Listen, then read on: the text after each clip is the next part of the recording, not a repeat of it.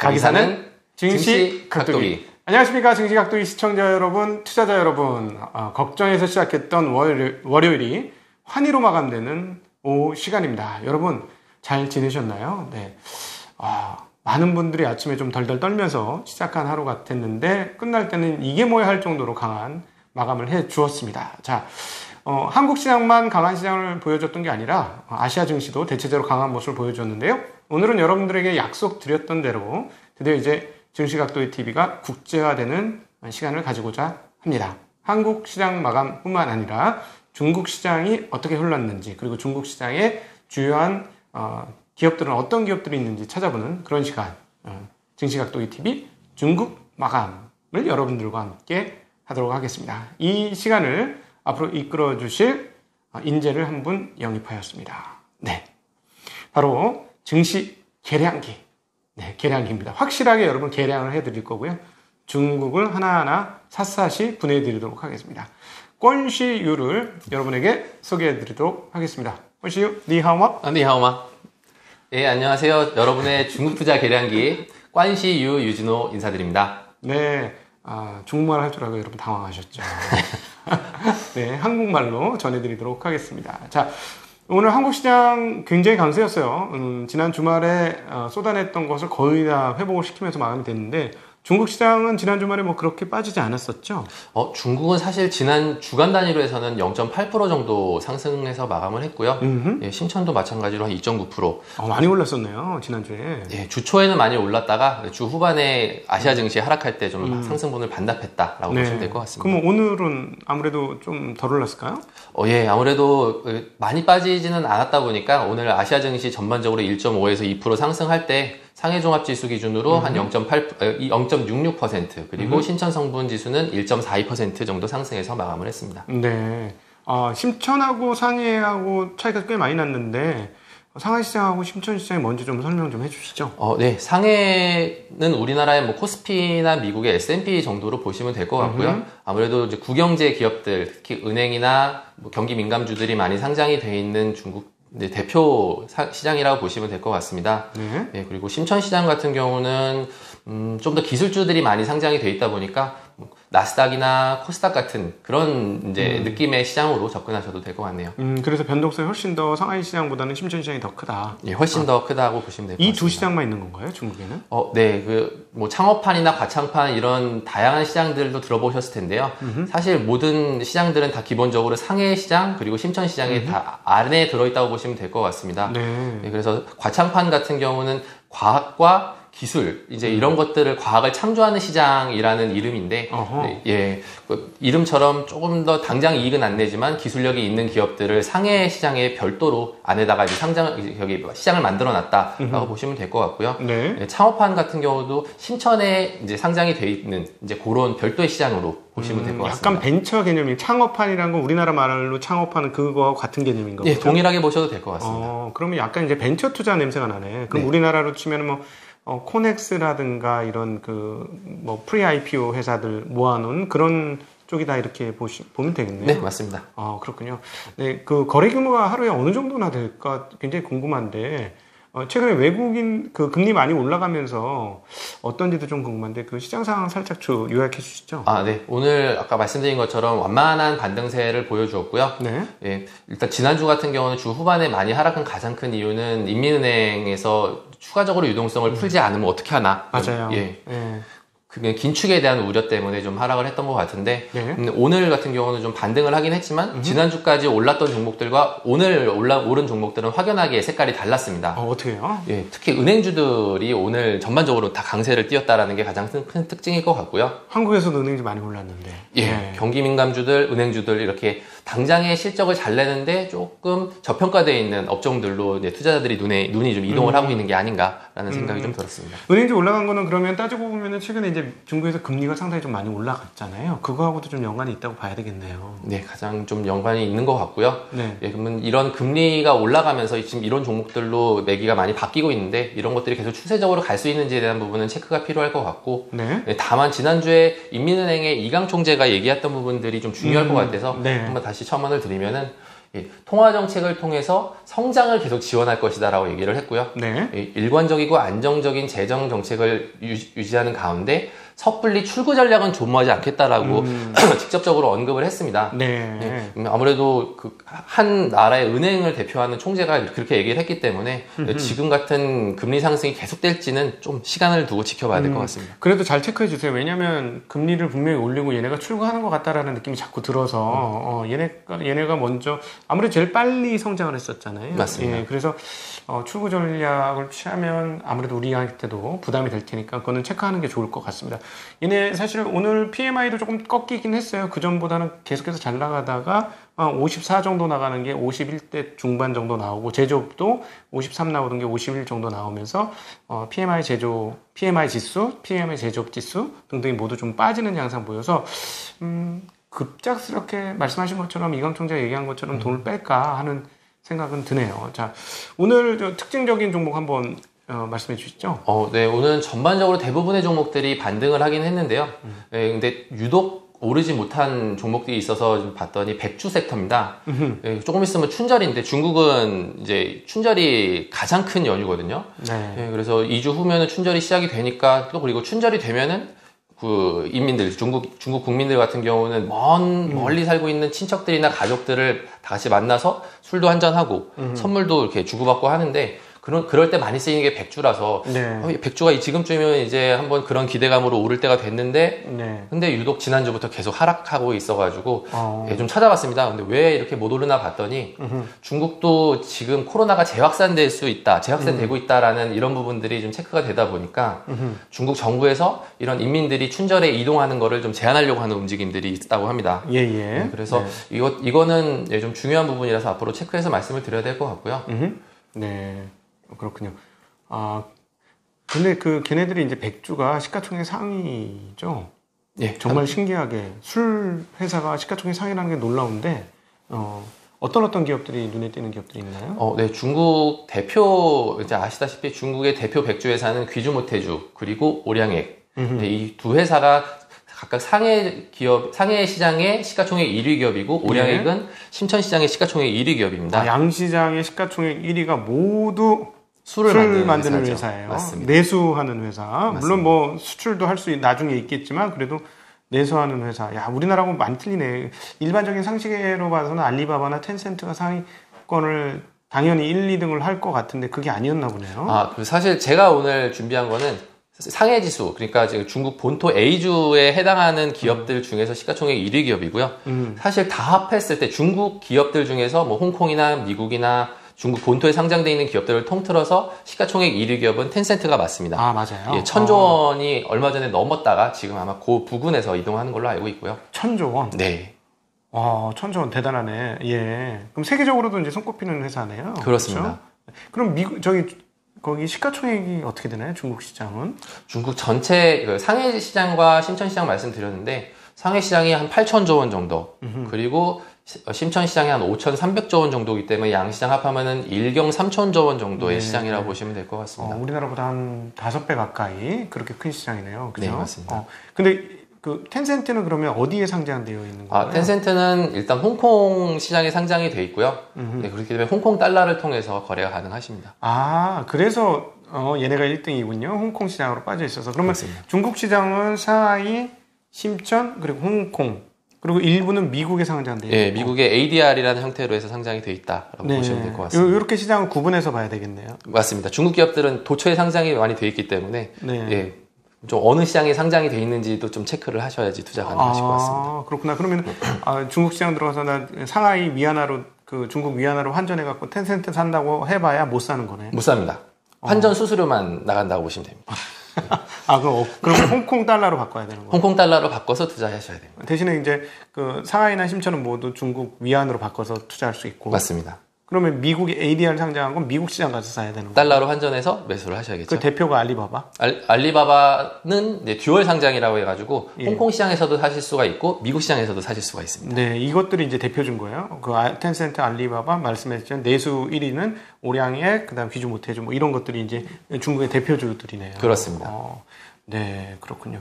야, 귀주모태주를 정말 그렇게 귀한 술로 중국 사람들 여기는 모양이네요. 예, 중국에서 그 제1의 백주로 하면은 귀주 모태주, 그 중국의 국주라고 불릴 정도로 예, 가장 아끼는 술이고요. 이거 같은 경우는 이제 백주라는 것 자체가 증류주입니다. 그래서 꼬냑이랑 위스키랑 함께 세계 3대 증류주로서 백주를 이제 꼽고요. 중국이 워낙 땅덩어리가 넓다 보니까 네. 각 지역에 나는 곡물을 갖고서 백주를 이제 발효를 해서 백주를 만들다 보니까 각 지역마다의 향이나 특색이 다 다릅니다. 그렇죠. 위쪽으로 가면은 향이 좀 까오량 향이라고 하는 그 향이 진하고, 예, 수수. 밑으로 가면 쌀로 만들어서 좀 독하고. 맞습니다. 역시 백주의 네. 조예가 깊으시네요. 아니에요. 그냥 몰라요. 네. 네. 와, 이게 시간 가는 줄 모르겠네. 너무 시간이 잘 가서 순식간에 지금 10분이 지났어요. 자, 오늘은 아쉽지만 이렇게 간단하게 중국 시장에 대해서 알아봤고 중국의 대표적 기업들이 어떤 건지 알아봤는데 내일은 보다 심층적으로 시장에 대한 이야기를 조금 더 해보고 기업에 대한 얘기도 더 해봤으면 좋겠어요. 이렇게 귀한 시간을 내주셔갖고 우리 투자자분들에게 중국에 대한 안목을 열어주셔서 너무나 감사합니다. 감사합니다. 네, 아주 쉽게 접근할 수 있게 해주셔가지고 많은 분들이 도움이 되실 것 같습니다. 여러분 도움이 되셨다면 댓글로 도움이 된다라고 적어주면 감사하겠습니다. 자, 이 시간 함께 해주신 우리 권시유 증시 계량기와 함께한 시간 함께 해주셔서 진심으로 감사합니다. 고맙습니다. 감사합니다. 안녕. 가이사는 증시 각도기. 네, 안녕하세요. 젊은 투자 증시 나침반 안지원입니다. 네, 안녕하십니까. 중국 시장에 이어 2부로 여러분 만나 뵙게 된 증시 각도기 곽상준 인사드립니다. 네. 오늘 아침 사실은 많은 분들이 가슴을 쥐어잡고 왔어요. 네. 그래서 저는 긴장하셨죠. 아예 TV를 꺼버려라. 컴퓨터를 꺼버리고 보지도 말아라 했는데 또 욕먹는 행동을 했던 것 같아. 이렇게 오를 줄이야. 오늘 정말 예상 외였어요. 이렇게까지 오를 거라고는 많이 빠졌으니까 오를 수는 있었는데 생각보다 강하게 많이 올랐습니다. 이게 도대체 무슨 일일까 할 정도로 역시나 그 대기 중이었던 자금이 강했다? 라고도 표현할 수 없어. 왜 오늘 개인들이 매수를 한 게 아니었으니까요. 네. 좀 눈치를 보는 것 같아요. 사실 고객 탁금이 안 빠졌잖아요. 거의 안 빠졌죠. 8조 대 계속 유지를 하고 있는 것 같은데 그렇게 그동안 지난 주말에도 엄청나게 많이 샀지 않았습니까? 네. 근데도 예탁금이 빠지지 않고 있는 걸 봐서 좀 믿음직스러웠던지 오늘 기관이 좀 많이 샀네요. 네. 나는 이거 기관들 쇼커버링인가 일종의 겁나서 먼저 하는 거 아니야? 하는 생각도 들었어, 사실. 게임스탑 꼴 나올까봐. 그렇지. 미국에서 보고 놀란 가슴, 한국에서 행동했다, 뭐 이런. 혹시 몰라서. 혹시 몰라서. 그리고 또 개인들도, 이게 참 놀라운 게 사실은 게임스타가 우리나라하고 무슨 상관이 있겠어요. 그런데도 불구하고 공매도가 많이 되었던 종목군들의 반등이 상당히 크게 나왔다라는 게 오늘 참 기묘한 장이었다라고 볼 수 있겠죠. 바이오 제약 중에서 공매도 많았던 종목들의 상승폭이 상당히 크게 나타났습니다. 네, 그 중에 하나가 셀트리온. 네, 이었죠. 네. 그래서 뭐 제2의 게임스탑으로 셀트리온을 올리자 뭐 이런 운동도 한국인들이 추진하려고 했었던 것 같은데 잘 안 되고 있었지만 근데 뭐 오늘 좋은 소식이 나왔잖아요. 그래서 주가가 좀 많이 올랐는데 셀트리온 코로나 치료제 레키로나주라고 하는데요. 이 허가 여부가 5일 결정될 예정입니다. 6월 5일이요. 네, 식약처에서는 이제 최종 점검위원회를 열어서 허가 여부를 결정하고 당일 바로 결과를 공개한다고 밝혔고요. 셀트리온이 사실 12월 29일 날 레키로나주 조건부 허가를 식약처에 신청을 했었습니다. 조건부 허가라는 것은 임상 3상을 별도로 진행하는 조건으로 우선 임상 2상 결과만으로 품목 허가를 내주는 제도고요. 식약처가 이제는 1단계와 2단계 자문기구를 거칠 예정이고요. 그 결과 조건부 허가에 적합하다는 결론을 냈습니다. 하지만 이제 중앙약사심의위원회가 유의미한 효과라 보기는 어렵다. 하지만 이제 코로나 상황을 고려해서 허가를 권고한다라고 밝혀서 5일에는 허가가 될 것이다라고 시장에서 기대를 한 것 같습니다. 그리고 오늘 램시마 SC의 캐나다 판매 승인 소식도 있었는데요. 램시마 SC는 기존 정맥 주사 형태인 이 램시마를 피하 주사로 제형을 변경해서 자체 개발한 바이오 의약품입니다. 그럼 피하 주사 하면 좀 맞기 쉽다는 얘기겠네요. 네. 아무데나 꼽아도 된다는 얘기겠죠, 이게. 아무데나. 예. 정맥은 정맥에다 정확히 꼽아야 된다는 얘기고, 그렇죠? 근데 잘 몰라서. 네. 하여튼 주말에 책을 한 권 봤어요. 이제 제가 독일 책방에서 여러분들에게 소개해드릴 거고 아침에도 잠깐 말씀드렸습니다만 힐빌리에가라는 책을 읽었거든요. 거기에 이제 마약 자꾸 주사하는 장면이 나와. 그래서 이걸 보니까 그게 자꾸 떠오르네. 이게 떠오르네. 예. 마약은 아닙니다. 예, 셀트리온 네. 죄송합니다. 전혀 그런 의도는 아니었는데 갑자기 주사만 만든 거 보니까 하도 그 좀 인상적게 이게 읽어가지고 주말에 미국 진짜 큰일 났더라. 이번에 이 게임스탑 사태가 세대 갈등이 아니고 계급 갈등이라고 표현하는 것도 그 책을 보니까 충분히 납득이 되는 상황이었어요. 그러니까 이제는 금융시장은 정말로 비대하게 커졌는데 반해서 그리고 또 그것과 연관된 사업들, 테크 관련 기업들은 겁나게 커진 반면 정말로 많은 사람을 고용했던 미국의 제조업이 무너지고 그래서 미래의 희망을 잃고 살아가는 사람들이 너무 많아진 상황. 그래서 어떤 복지 시스템에 의해서만 연명할 수 있는 이런 흐름들, 이런 것들이 지금의 이런 계급적인 대결 양상을 이룬데도 어떤 토양이 됐다라는 생각은 지울 수가 없더라고요. 예, 그렇죠. 네, 오늘 그래서 셀트리온이 14.5% 올랐고요. 네. 셀트리온 헬스케어는 9.6%, 셀트리온 제약은 7%. 그래가지고 이 삼형제가 전부 다 좋은 움직임을 보였습니다. 예, 그리고 삼성 디스플레이에서 노트북용 OLED 생산 라인을 구축한다는 소식인데요. 충남 아산에 있는 A4 공장 여기에 월 3만 장 규모로 중형 OLED 생산 라인을 구축할 계획인데요. 네. 노트북용 OLED 패널이 18에서 20인치대를 만든다고 합니다.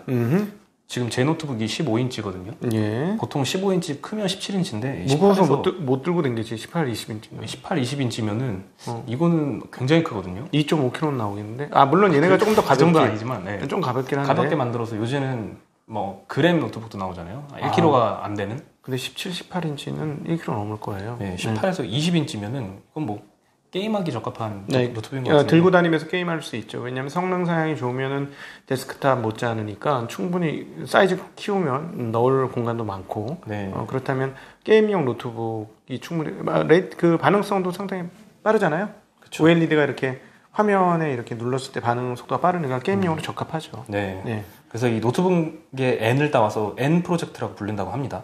네, 이번 생산 장비는 여름에 발주를 해서 연말쯤에 입고될 예정이고요. 이미 노트북용 OLED 패널을 생산해 왔기 때문에 양산까지 걸리는 시간은 얼마 안 걸릴 거다라고 보고 있습니다.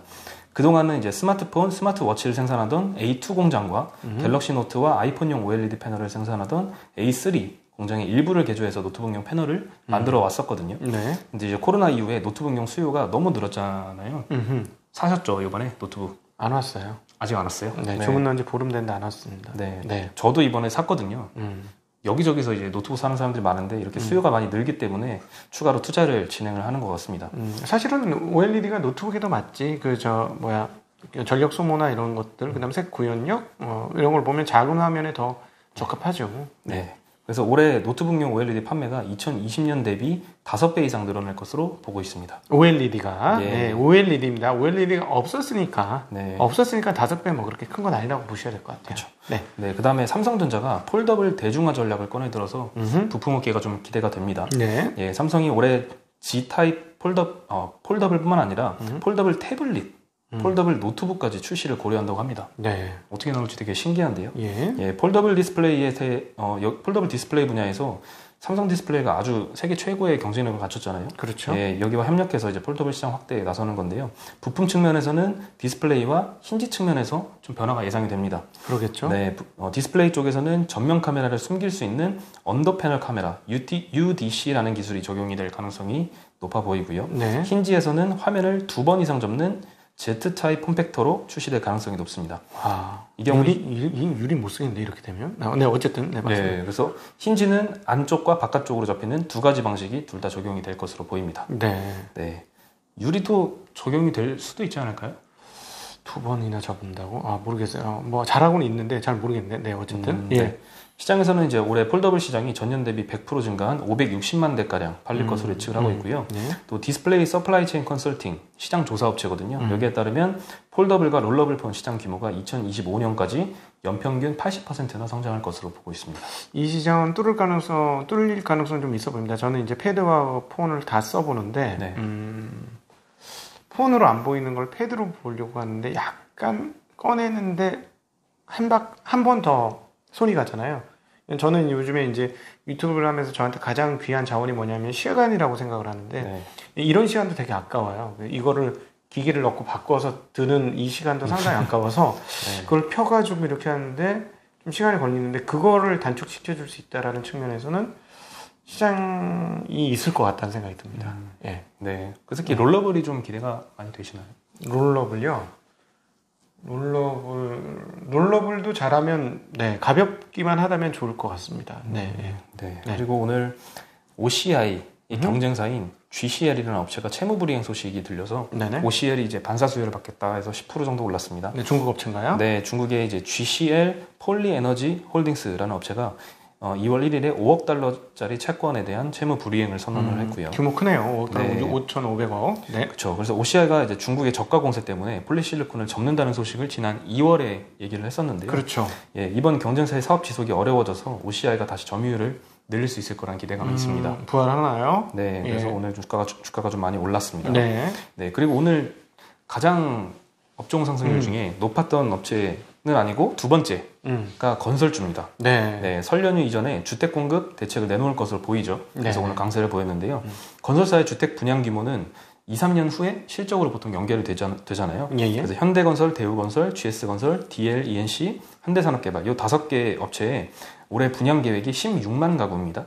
전년 대비 약 30%가량 늘어난 규모이고요. 예. 여기에 정부의 주택 공급 활성화 대책 이번 주 중에 아마 발표가 될 것으로 보이는데요. 네. 이것까지 더하면 좀 수혜가 예상이 되겠죠. 네. 특히 이번 대책은 특정 지역을 발전시키는 뭐 신도시 개념 이런 프로젝트는 아니고요.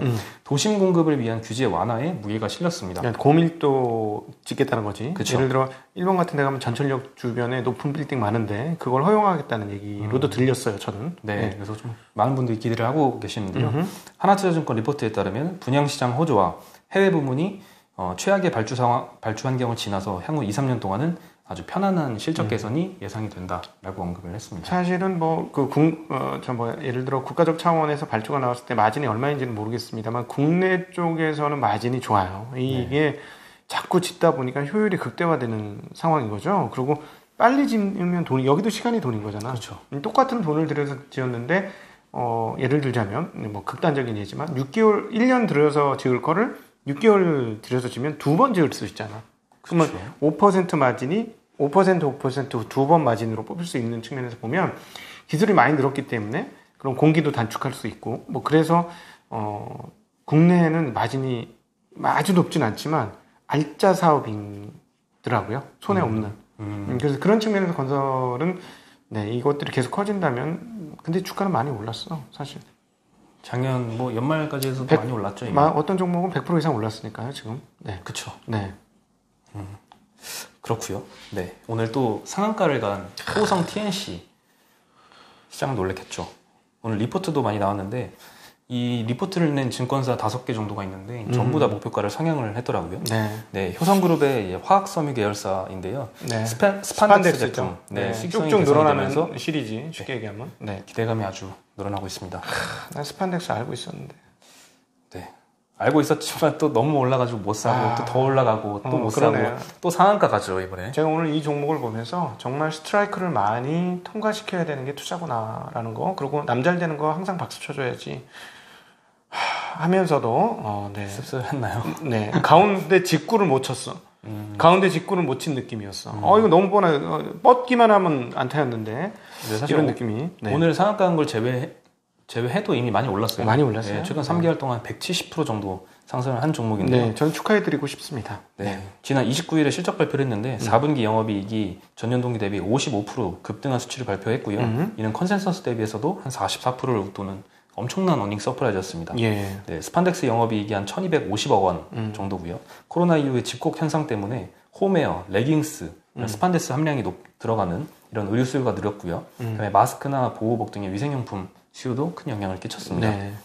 스판덱스의 원재료인 부탄디올 이 가격은 하락을 했고요. 대신 스판덱스 수요가 크게 늘어서 이 스프레드가 커져서 이익이 많이 늘어난 것 같습니다.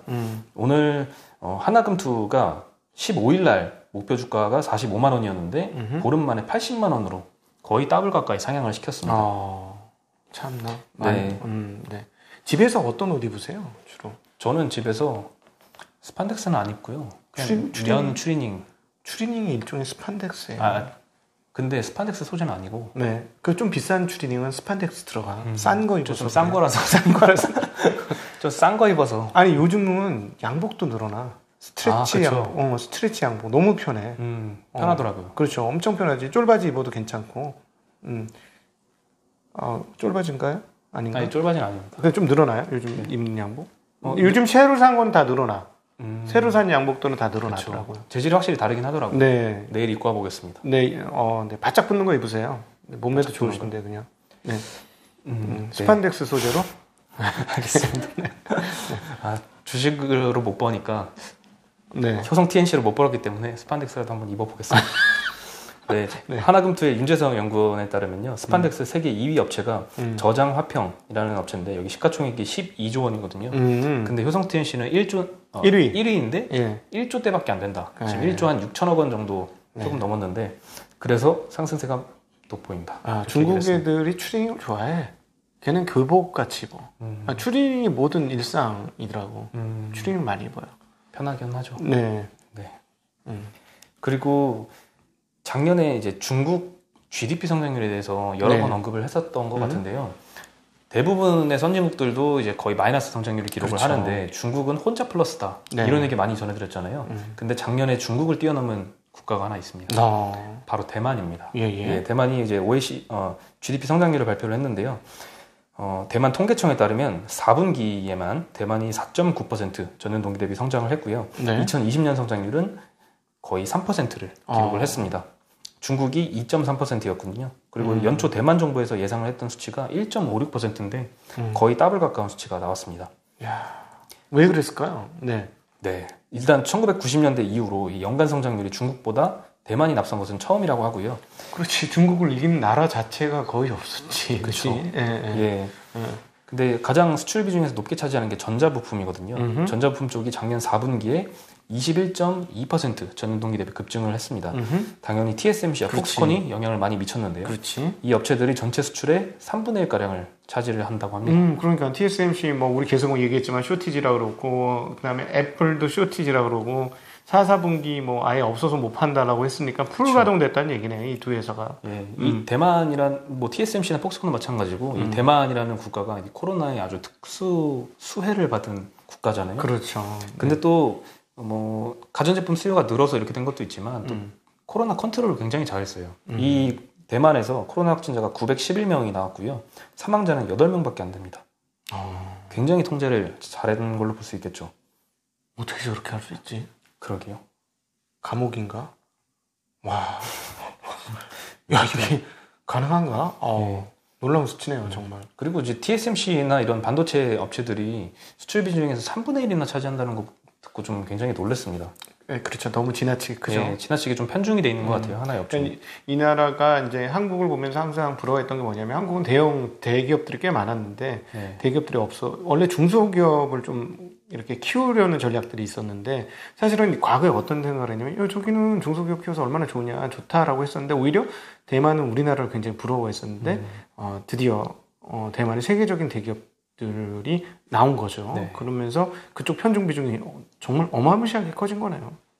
이것도 위기다. 얘네가 잘못되면 대만 경제 전체가 추락한다는 얘기니까.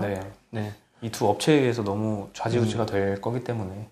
그러면 한국이 그 나이 먹으신 분들은 한국 굉장히 싫어한답니다. 대만에서요? 네, 굉장히 싫어. 젊은 분들은 전혀 안 그런데 나이 드신 분들은 왜 그러냐면 우리가 옛날에 대만하고 혈맹이다 막 이랬거든요. 근데 중국이 나타나면서 북방 외교하면서 하루아침에 끊어버리고 저쪽하고 붙었어요. 수교를 맺었어요. 그 배신감에 쩔어 있어서 그걸 기억하시는 분들은 한국을 굉장히 싫어하고 폭스콘이라든가 TSMC는 절대 한국에는 질 수 없다라는 생각을 아마 충분히 가지고 계시고 폭스콘은 확실히 그렇습니다. 그렇군요. 그리고 어저께 사실 거리두기 연장을 하겠다라고 발표를 했잖아요. 저번 주 금요일 날 좀 완화가 되길 하면서 말씀을 들었었는데 좀 안타깝습니다만 그래도 설 연휴 이전에 이번 주 한 주 동향을 좀 지켜보고 완화 여부를 결정을 한다고 합니다. 제가 지난 주말에 좀 실수를 했는데 저는 저기 그렇게 모임하고 그럴 마음 전혀 없습니다. 혹시나 해서 말을 실수를 좀 해서 말이 실수가 많아서 죄송합니다. 모임은 없을 예정입니다. 오늘장 어떻게 생각하세요? 오늘 그래도 오늘은 정말 미국 선물에 따라 왔다 갔다 했던 것 같아요. 그 금요일 날은 아시아 증시 대비 좀 많이 빠졌잖아요. 한국이 특히. 근데 오늘은 다른 국가들보다는 좀 더 많이 올랐습니다. 네. 근데 아침에는 이제 미국 선물이 마이너스 1.5%까지 나스닥 선물이 떨어졌거든요. 네.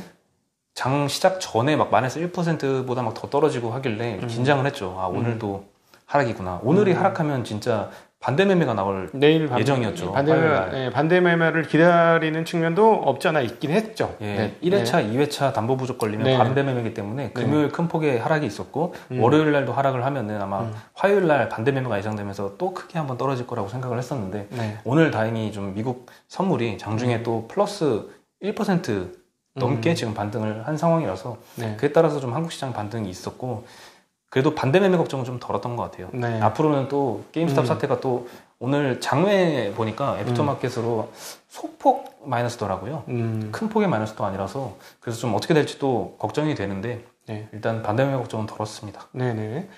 저는 오늘 저를 2번이나 바보라고 막 외쳤죠. 처음에는 좀 이상하다 했는데 왜 나는 이번 장은 제가 이번에 조금 좀 실패한 것 같다는 느낌?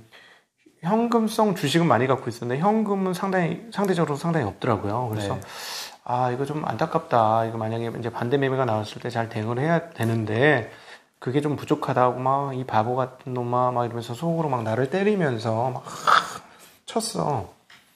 근데 세상 알 수 없는 거더라고요. 네. 종가에 되니까 내가 제일 잘한 놈이 된 거야.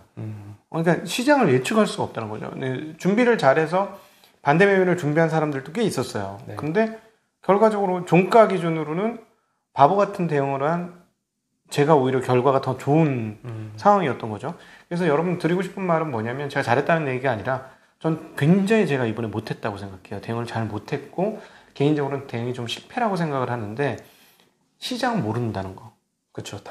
시장은 어떻게 될지 모른다는 거. 그래서 시장을 너무 예측해서 이렇게 하자 저렇게 하자는 포트폴리오 밸런싱 조절은 좋아요. 이거는 좋은데 시장이 이렇게 되니까 뭐 이제는 빠질 거야로 베팅하고 이제는 오를 거야로 베팅하고 그거는 굉장히 어려운 게임인 것 같아.